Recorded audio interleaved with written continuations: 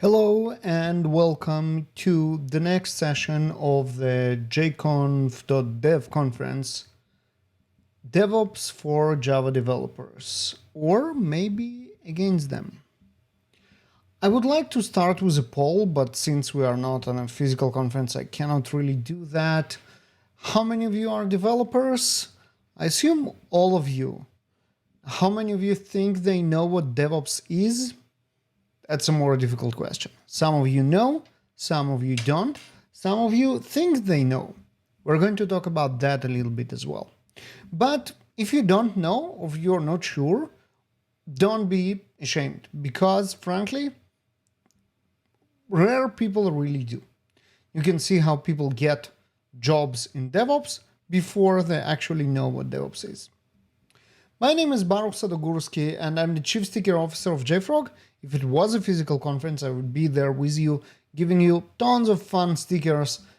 I'm also Head of Developer Advocacy, and this is my function today. I'm at JBaruch on Twitter, and I work for JFrog. JFrog is a company behind the Liquid software vision. We help companies to release faster. So fast, it looks like Liquid. And to release faster, we definitely need DevOps. To have DevOps, we need to understand what it is, and we need to get developers on board. This is what this talk is about. This is the most important slide of this talk. If you go to jfrog.com show notes, you will find there those slides, this video, all the links to everything I'm going to talk about, and the place to comment, to rate. To thank you for being here with me today, we're going to have a raffle that you also enroll when you go to the show notes page. Now, why am I telling you, the developers, about DevOps? Well, because I am a developer myself. I worked as a Java developer and then a consultant for 10 years, and I'm still a developer regardless of what I'm doing now. Once a developer, always the developer. But also, I work in company now that are into DevOps, like DevOps company, and this is where I kind of have it in both worlds, and I can tell you a little bit about DevOps from the perspective of developer. And I want to start our journey into understanding where DevOps came from and what DevOps think about developers from the most important book in DevOps, and that's the Phoenix Project. The Phoenix Project is a novel about how the main character, we're going to get to him in a second, invented DevOps and managed to turn around the company that was struggling and basically win with DevOps. Let's see who are the main characters in this book. They're conveniently laid out for us on the book cover. We will start from left to right. Patty McKee, she's director of IT service support. She's an ops person. And then Wes Davis, he's director of distributed technology ops, obviously ops. Sarah, she's in marketing. And Steve, he's the CEO. And then we have Dick Laundrie, who is the CFO. And here is the main protagonist, Bill Palmer. He invented DevOps and managed to turn his company around. And he is a VP of IT ops. He's an ops guy. And here is someone who helped him, Eric. He's a board member. And here is the main technical character. Main technical character is Brent, and he is a lead sysadmin. He's a very ops person. There is John also. He's in security. I don't know if you noticed, someone is profoundly missing. In all the story of how DevOps got invented and how it helped a company win, there is no a single developer among the main characters. And the developers that I mentioned in the book also are not mentioned in the best light. It looks like DevOps was invented by ops for ops. Let's see if that claim holds water. Let's open the next most important book in DevOps, and that would be the Devops Handbook. We can see who the authors are. Jin Kim is the author of the Phoenix Project, and we just saw what his opinions on DevOps are. The others are Jez Humble, Patrick Dubois, and John Willis. Now, don't get me wrong. those people are giants. Those people are legends. Those people are the people who really turned the entire industry around and made DevOps something that every company either adopting or losing the market. Invention of DevOps was the biggest thing since not sliced bread, but agile. And those are the people who are responsible for this amazing revolution, but it's still interesting to see their background. So let's take a look. This is Patrick Dubois. He actually invented the term DevOps, and he was a system architect for many years, and that's kind of an ops job. And then we have Jez Humble, Deputy Director of Delivery Architecture. He was in delivery, which is an ops concept. And then we have John Willis, who was the VP of Services in a company named OpsCode, a software company that did software for ops and that became chef. And who is teaching what is DevOps now? Let's Google what is DevOps, and we will see here New Relic. New Relic is an observability company, an ops concept. And then we have Amazon Web Services. That's obviously ops cloud infrastructure. Resource CollabNet, not very interesting. The Agile Admin, of course. Wikipedia, Atlassian, people claim it is the DevOps company. And then Microsoft Azure, again, infrastructure ops company in the cloud. Logs.io, another observability company, ops company right there. Everywhere you look, who invented DevOps, who popularized DevOps, who teaches us about DevOps, everywhere we look for DevOps, we find ops. And let's try to understand why. We can say, well, that's because DevOps is just a renaming for sysadmins. And you can find proof for that. Here's Quora, for example. How do I switch my job from system admin to DevOps? Well, you just learn a bunch of stuff like Gits and Chef and Maven and Jenkins, and boom, you used to be a system administrator and now you're a DevOps. And next thing you know, because you learn Gits, you are going to earn, instead of this money. And that sounds like a great idea, and you will be easy to find jobs. There are tons of jobs, and you will be able to even get certificates as a DevOps engineer. Well, that sounds like a plan or like a plot to earn more money, but it actually cannot be. It cannot be because no one knew 10 years ago that DevOps will become what it is now. So it's more of it's more of a result than a cause. We have like the cause and the result the other way around. So that's not the reason. The money is not the reason, and the renaming is not the reason. What is the reason? Let's look at what DevOps claim it is. This is the infinity loop. This is what DevOps is. Plan, code, build, test, release, deploy, operate, monitor. Fine. Does it look familiar? Yes, it does. It does look very familiar. Remember that? And I already mentioned how DevOps is the next iteration after Agile. Well, we already had this loop, but this loop in Agile was about development. Now, what DevOps did, they just took this loop and added bunch of ops concerns into the dev concerns, and now they claim everybody should care about ops as well. Interesting. Now, let's look at more proof. This is State of DevOps Report. State of DevOps Report is the most important research that is done in our industry every year, was done. We will see how it goes this year. But in 2018 and 19, it was a paramount of knowledge about metrics and measurement of DevOps. So let's look how DevOps is measured. Well, was measured, sorry. 2018, we can see how it is measured. What are the aspects of DevOps? Deployment. What do we do after we have the code? Unplanned outage, degraded service. Those are 100% ops terms. Now, obviously, the most important type of work we should strive to maximize is the new work, because this is what people pay us for. What is the new work in the Phoenix project and in the State of DevOps report? Business projects or new features, that makes sense. But then look at that. Server migrations, software updates, not development. Changes driven by feedback, fine. Support escalations and emergency outages, not development. This is all very fascinating and probably important. None of it is about development. We developers have very clear separation between the new work, which is new features, and then everything else, which is usually bug fixes and refactoring. Done.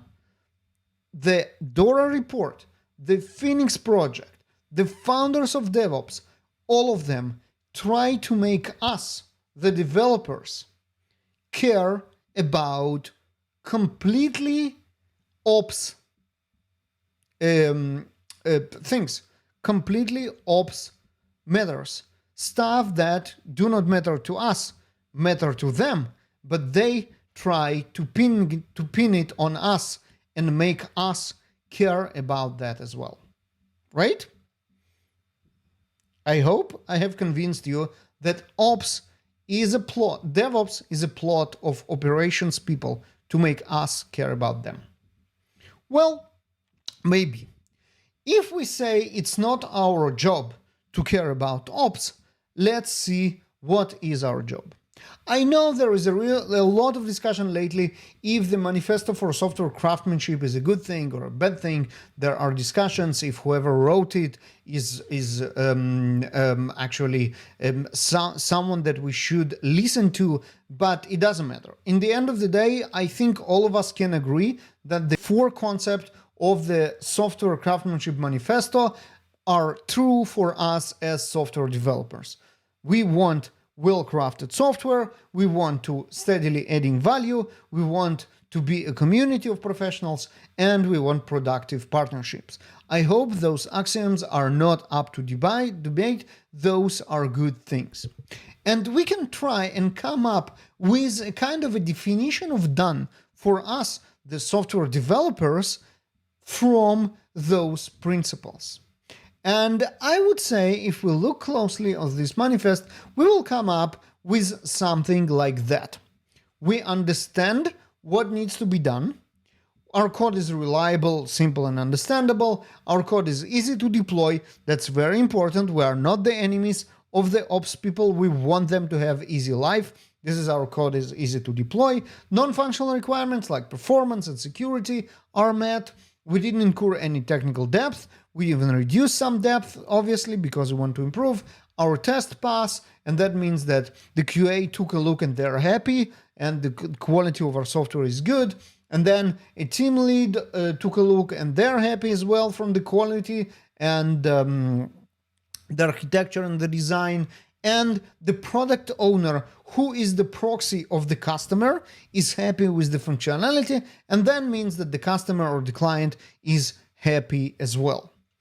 I hope we all can get behind this simple list of definition of done, because this is what is done for us, the developers. We did all that, and that's all. We are done. What happens afterwards is not our concern, it's the concerns of ops, right? Let's check. So there was kind of an assumption that there is a rivalry between developers and testers, that they are enemies and the testers try to screw the developers and the developers try to avoid testers and all this crap. I don't buy it, and think about it and vote for whether you buy it or not. And the reason I don't buy it is because I think that we as developers care about quality. And if we care about quality of our code, the QA and the testers are help, not the enemy. They help us to write better software when they find the problems and they let us fix it. They are our partners and they help us writing better software. And if you agree with that, And if you agree that quality is important for you as a professional developer, let's talk about quality. So last time I wrote production code was, as I mentioned, 10 years ago, and the quality concept there were different. I'll give you one example. This is a website from the Wayback Machine of my bank 10 years ago. Well, it wasn't very useful. I couldn't do a lot of stuff for that. And frankly, I couldn't care less if it's up or maybe in maintenance. And if they wanted a 12 hours maintenance window for deploying new software, deploying better quality, I was fine with that. Because, you know what? That's fine. My requirements from quality were completely different. Today, I expect quality website to be up 24/7, to be updated without downtime. Our requirement from quality completely changed. You know what else changed? The complexity of the software and the amount of data. The amount of data risen exponentially and kept rising exponentially. And that means that achieving quality becomes harder and harder. One example, we cannot now, in more and more companies, in any sensible way in terms of the investment needed, implement a proper staging server, which will be a mirror of production, just because it's impossible. Complexity, amount of data. And that means that we cannot really test our software 100% everything before we release it to production. And that's a problem. That's a problem for us developers, because we care about quality, but we cannot be sure that what we wrote is good before it goes to production. And that means that the production can only be guaranteed, the quality can only be guaranteed in production. That means that we have a bunch of new methodologies to ensure quality. Stuff like progressive delivery, canary deployments, feature flags, observability, and being on call is suddenly something that is required to ensure that the user gets the quality we as the developers want to guarantee.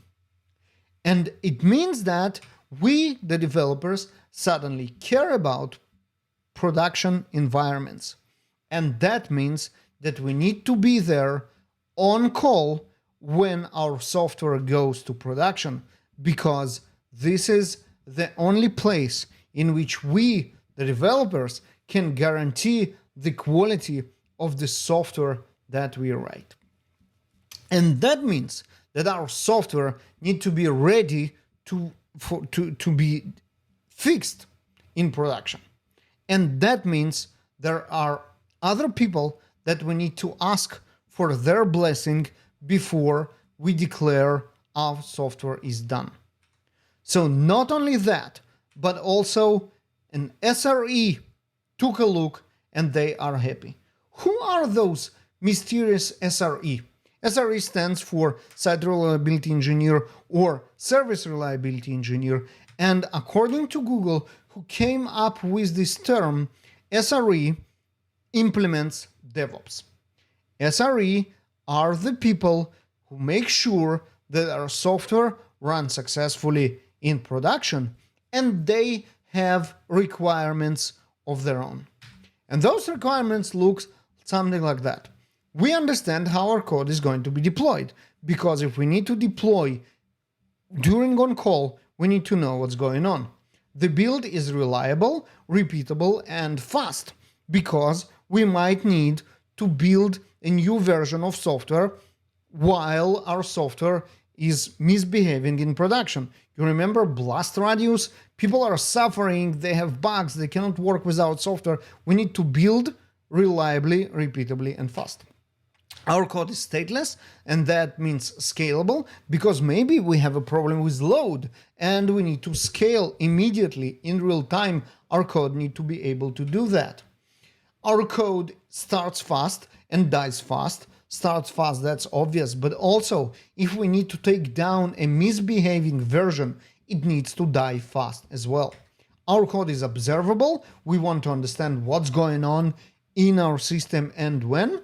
Our code backwards and forwards compatible. Backwards compatible, that's understandable. Old clients need to be able to work with the new code, but also after the clients were upgraded and we might need to roll back, new clients should be able to work with the old code, and that's forwards compatible. Our code supports feature flags. I missed this one. That might be needed in order to turn on and off features programmatically. If they misbehave, we might want to turn them off. Our code emits event streams. That's again, we need to understand what's going on. Those requirements, again, might look familiar to you if you are familiar with the concept of the 12-factor apps. And the 12-factor apps is kind of a manifest of how cloud-native architecture looks like today. And that's exactly, you can see there are a lot of the same concepts are here. And those which are not in the 12-factor apps are probably in the 16, 18, whatever the new manifesto is about more factors for the cloud-native applications, for highly scalable, resilient cloud applications. So this is the list, and there is one more item. And this item is our code is lean, and by lean I mean saving money. And this is again where you should ask yourself, is it our concern as developers? Saving money is again an ops concept. They deal with all this crap of AWS builds and services and all this cloud economy. I don't understand anything out of it, how it can be my concern. But here is an example. Kafka Summit last year, a talk by Uday from SignalFX, how they managed to achieve 50% reduction in cross-availability zone network costs just by deploying Kafka correctly. And this is amazing because you'll agree with me that implementing Kafka is on us, it's on developers. And look at the amazing cost savings that this move by the developers gave to business. So suddenly we care about business as well. So now, next time we need to cut costs as the organization, instead of implementing old school traditional ways of cutting costs, like firing people or starting serving on their coffee, instead, maybe we should implement Kafka correctly, or we should switch to serverless and move to the cloud, or do other stuff that we, the developers, can impact for our business. So then, instead of just being frightened about the costs, the cost cuts and what's coming next, we can actually influence and make our business perform better. But it's not only about savings, it's also about providing more value, because when we need more happy customers, the customers want features and they want them yesterday. And how do we provide features to the customers? Well, we release faster. And that's again the Dora report. Elite performers deploy code 2008 times faster than the low performers. So suddenly, the way that we write code actually benefits the business in terms of getting features out faster. And it's not only that, it's also security. Instead of just hiring CISO and firing them when we have an incident, we can actually take care of the last mile of security fixes. When we need to update faster, again, Dora reports say, whoever does DevOps deploys faster. So what I try to say here is that DevOps is an evolutionary move. It's something that is natural to adopt if your business wants to survive, because in the end of the day, it's a mean to achieve very tangible results. Quality, cost savings, new features, and security are all achievable through DevOps. And that means that if DevOps give that to your organization will have to adopt DevOps, whether you like it or not, whether you still think it's a plot against you, it doesn't matter. DevOps is here to stay. Now, let's try to understand what DevOps really is. So we spoke about this infinity loop, and you might say, well, it includes stuff which is completely foreign to me.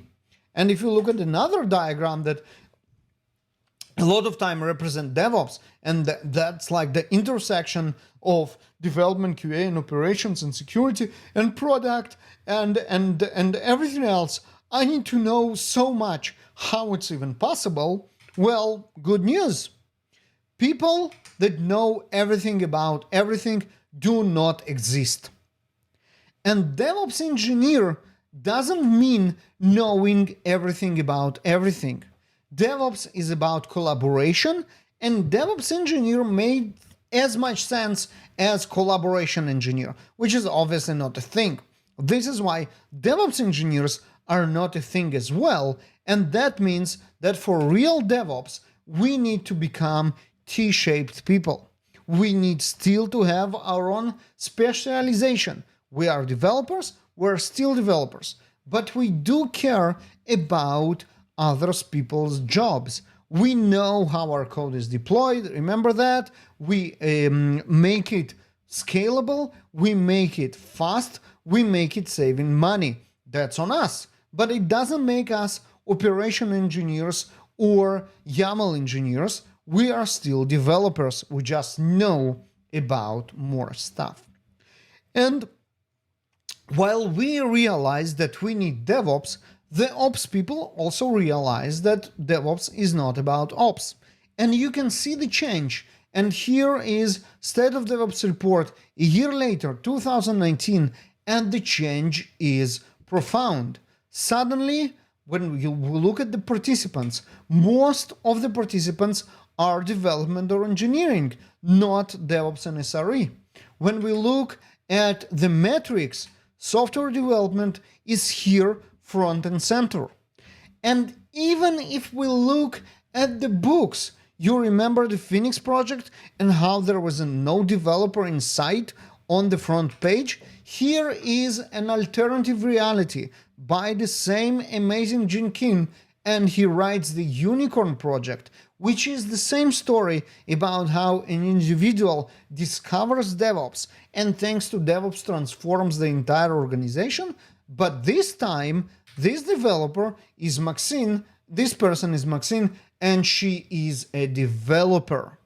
So the founders, the fathers of DevOps and the DevOps community now understands that they need developers as much as developers need to be involved in DevOps. And if we go back to SRE, those engineers who implement DevOps, you know what? Look at that. Site reliability engineering or service reliability engineering is what you get when you treat operations if it is a software problem. Suddenly, it's not that we, the developers, are pulled into the operations world. No, it's the other way around. Operation world comes to software, to developers. And now they don't care about manual configuration of servers and everything. Everything is software. And this is good because this is we are about software. So more good news. DevOps is an ops idea, or it looks like, but the business liked it because it provides the quality, the savings, the competitive advantage, and the security, and that means that it's here to stay. And it's not as bad as it sounds, because now everything is code, and we like code, and all we need to do is follow principles and practices, and we know how to do that as developers. So in general, DevOps is fine, we are fine, there is nothing to be afraid of. It's really, really good idea.